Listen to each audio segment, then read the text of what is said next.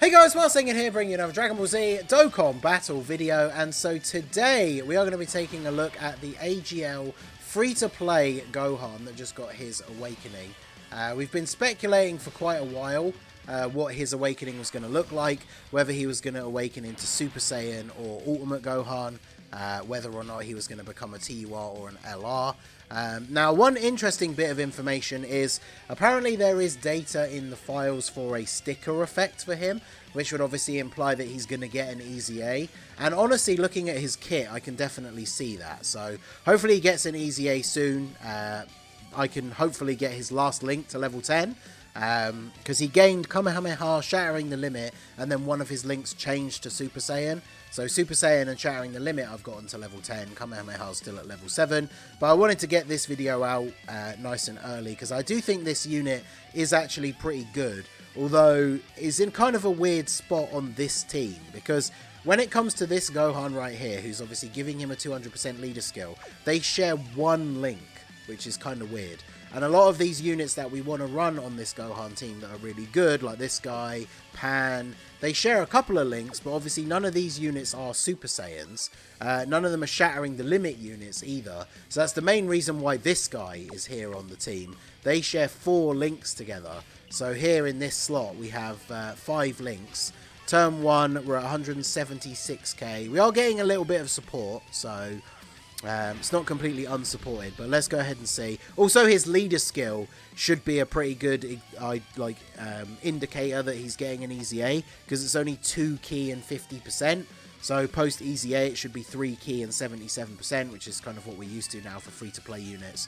So he greatly raises attack for 1 turn, does supreme damage, and lowers attack and defense. He gets attack and defense 158%, so this has gone up from 100% before he awakened. It's one of only 2 major changes from his base form. And then on his first turn, he gets an additional attack that has a high chance to become a super, and all attacks are crits. So on turn 1 only, you can get a free double super and all attacks are crits, which is cool. It's a bit annoying that it's only for 1 turn and it's a chance to super. I feel like if it's only going to be for that first appearance, it should be guaranteed, because then if you miss it, you are missing out on quite a big bonus for him. Because when we look at the rest of his passive, he gets 20% attack and defense up to 58% with each attack performed, and then again with each super attack performed. So say, for example, if you get the best RNG, if he triple supers on turn 1, he's fully built up on the first turn, which is really good. And then once you've performed 3 supers, starting from the following turn, he gets an extra free 10% chance to crit. So again, I feel like that's another indicator for an EZA for him. His 10% just feels like a weird number, like it's quite low. I could imagine once he gets an EZA, it goes up to at least 20, maybe even 25%, which would be pretty cool. And then obviously the best build for him is going to be full additional. But let's go ahead and see what he can do here on the first turn. See if we can actually get that additional super attack. Because, like I say, it's going to feel a little bit disappointing if you miss it. At least it's a guaranteed attack either way. So that does give you the slightly higher chance of the hidden potential additional attack proccing. But let's see. So 2.1 on the first turn. Considering that's with no build-up, that's not too bad. He gets a guaranteed crit.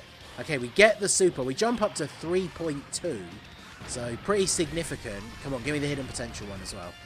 Oh, we only got a normal attack. So that does mean he gets the extra 20% attack and defense because he did another attack.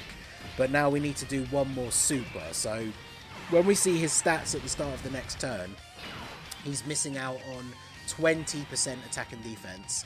And then he needs to do one more super attack in order to get that extra buff for his... to get the extra crit chance. So we'll go ahead and do this. We absolutely are going to finish him off this turn, even though we're not getting the best key for our boy Physical Gohan, but it is what it is. I guess for now, I'll potentially leave Pan in slot 1. I guess it depends what this AGL Gohan's start of turn stats are going to be on the next turn, because the next phase enemy is Physical, which is kind of annoying, because Pan absolutely could get showed up here. Although we actually might not even finish him off, which would be kind of wild. Come on, Gohan. You got 4.2. You got to finish him off here, surely. Oh my god. Okay.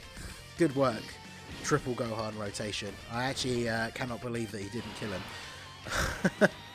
So, I have to do this, really. 349k, that's pretty good. But if he supers in slot 1, I'm pretty sure we just die. But this gives us the last bit of buff that we need. So, I do want to put him in slot 1 here. We'll see if that was a terrible decision. Yeah, see, double digits from the normals. Don't super me. Okay, perfect. So 3 million. I think he only shares... What does he share with Pan? It's like all in the family and one other link, I think. It's not a huge amount in Pan, unfortunately. Yeah, all in the family and Saiyan lineage. So it's like 25% defense, 5% attack and 2 key. At least he has the Saiyan lineage though, right? So doing a little bit better than our boy physical Gohan over here. But it is what it is. We'll get the 24 key with him. Let's go. I feel like this Super Saiyan 2 Great Saiyan Man could be a little bit of a liability, especially in the later stages, but at least here he has type advantage. He is greatly raising defense on Super, and I'm pretty sure he gets the 200% lead from Gohan as well, because most of these Gohans are in Bond of Parent and Child, or at least Bond of Master and Disciple, so should be looking pretty good. 9.9. I think the friend is Rainbow, though, so... Considering this is, what, his second appearance after a pretty disappointing first turn. Yeah, see, no additional super, even though we get the 20 key. This Gohan has so many weird design issues. Like, the anniversary LRs that came out almost a full year before him get a guaranteed additional super if you get 20 key. So why doesn't he get a guaranteed additional super? Why is it only a great chance to get a super, which...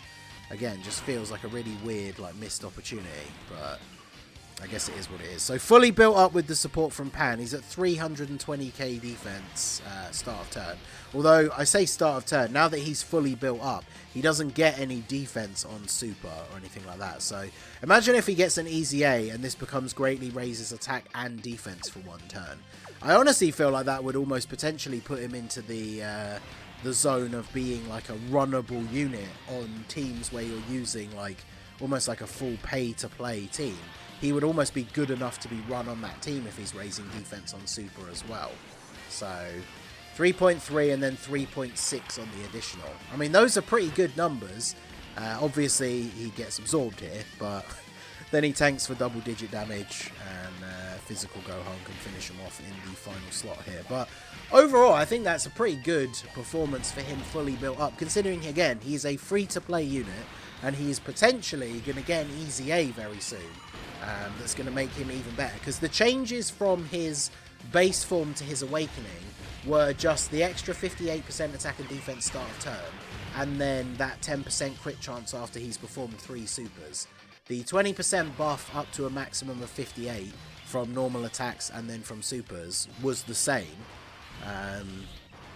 So it'll be interesting to see what they will add with an EZA. Because like I say, his crit chance after doing 3 supers, I think definitely should be higher. I feel like that's not high enough for how small of a bonus that is. I know he can get it very early, especially because, like we said already, if you get the good RNG, he could triple super in the first turn, and so then straight away from his second appearance, he's got an extra 10% chance to crit. It just feels like quite a low number, but he is free to play, so who knows. But I feel like his EZA, that's got to bump that up to at least 20, and then I think that would be pretty good.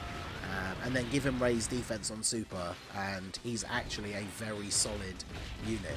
It's just unfortunate that on this team, like I said, he doesn't really link very well with a lot of the big new and some of the returning like main players for this team. He's not linking like super well. Alright, Pickles, making a guest appearance, but just walking in front of me. I'll have to see it. Alright, so this is the rotation where he's going to look his best on this setup, because he's got the extra links and support from the Super Saiyan 2 Great Saiyan Man. So his start of turn defense, 380k. So not bad. When we talk about like the hardest red zone bosses, he's still going to take some damage from normals from some of them, which is why I think given an EZA, even if he doesn't raise defense on EZA, he is going to get EZA stats. But yeah, I think that he has a pretty good looking future, depending on what his EZA is. I'm not too sure about his potential sticker effect, looking at his art here, because obviously he does have the he has the diamond background. He does have like an aura, which I guess could look pretty good, but I wouldn't hold out too much hope for his sticker effect to be crazy good. But 4.5 million. I mean, for a free-to-play unit, I'm not mad about that, especially considering, again, you probably want to build him full additional. So with the greatly raising, his second super after that's going to be close to 5 million. I think that is pretty good. I don't know if this guy's going to get absolutely eviscerated by Oceanus now. 78. I guess that's not terrible, all things considered. So let's finish off with this. So fully built up, I have to say, I do think that he's looking pretty good. So very much looking forward to an EZA to see how good he's going to be after that. I feel like he could be actually one of the better free-to-play units that we've gotten in quite a while. So let me know your thoughts down below in the comment section. So that is going to be it for the video, guys. This has been the Masked Ningen. Smash that like button, subscribe to the channel if you are new. Check out the links down below for the Discord and the merch store, and I will see you all again soon. Have a good one.